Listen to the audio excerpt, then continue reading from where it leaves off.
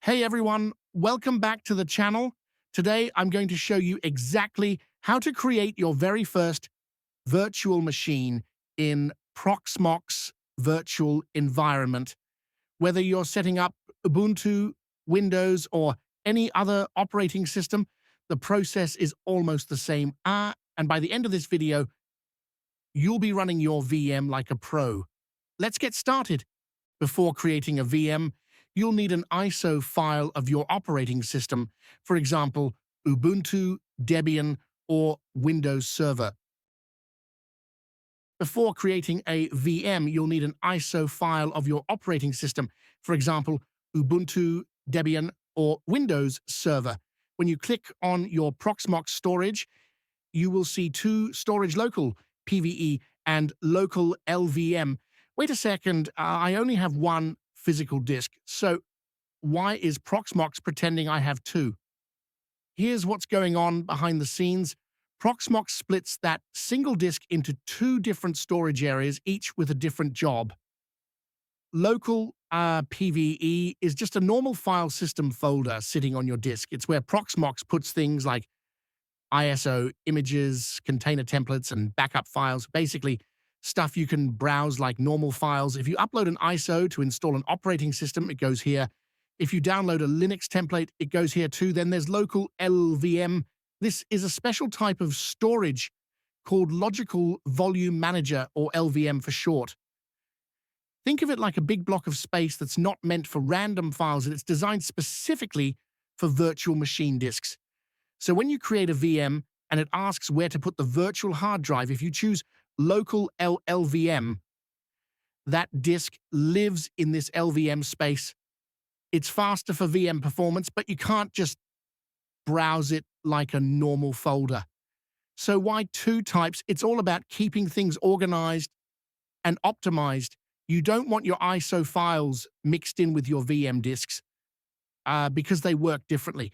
Proxmox sets this up by default, so you can have one storage area for VM drives and another for everything else, even if it's all sitting on the same physical disk.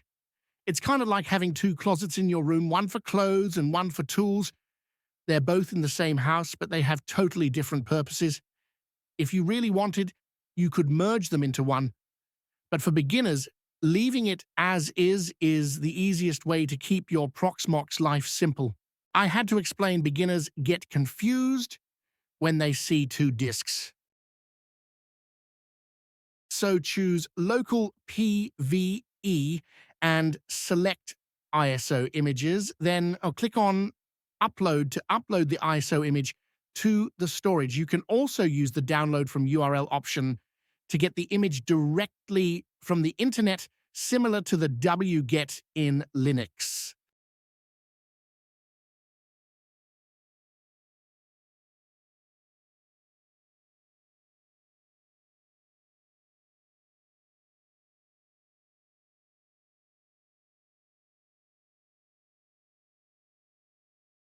Let me install Linux Lite first. Wait for it to upload.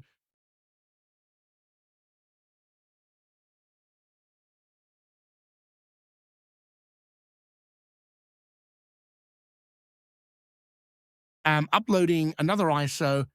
I just fast forwarded the video.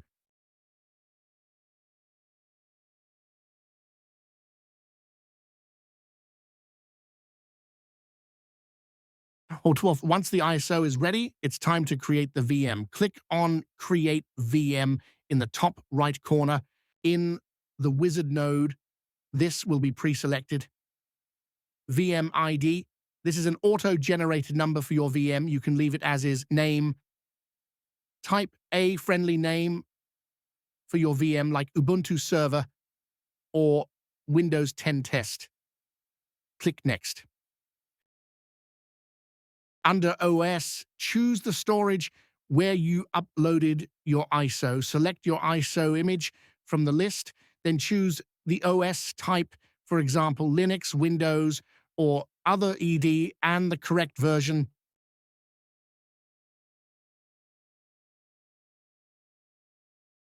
Next, in the System tab, you can leave most options at default.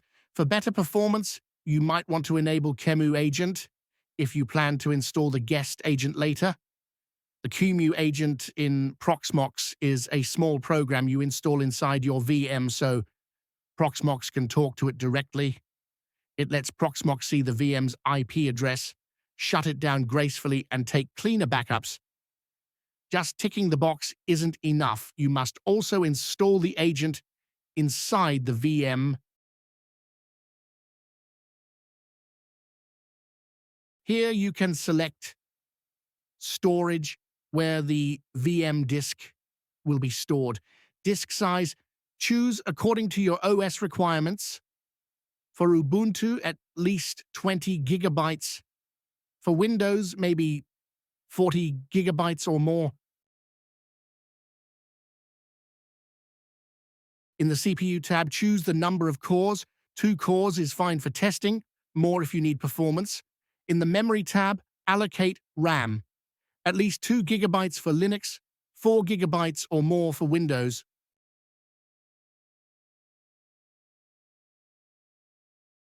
For the Network tab, the default adapter is fine for most setups. Make sure the bridge is set to VMBR0 so your VM gets network access. A single NIC works fine for a basic home lab or small deployment. You can run management traffic and VM traffic over the same interface.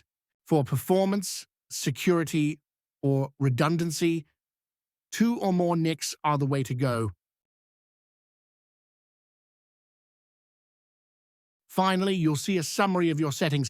If everything looks good, click Finish. Your new virtual machine is now created. To proceed with the virtual machine installation right away, you may check the option Start After Creation, which I did. You will now see the virtual machine is now created. You may click on Console now to see the installation progress.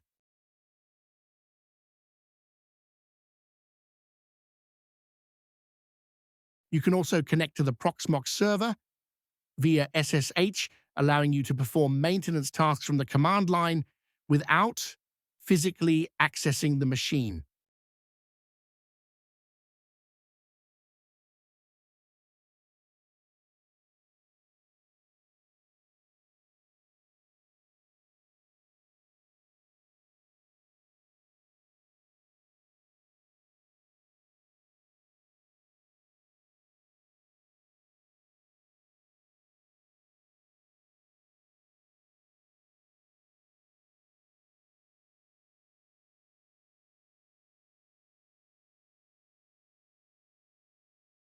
Instead of just accessing the VM using the browser, you can use tools like VNC if it's Linux and RDP for Windows.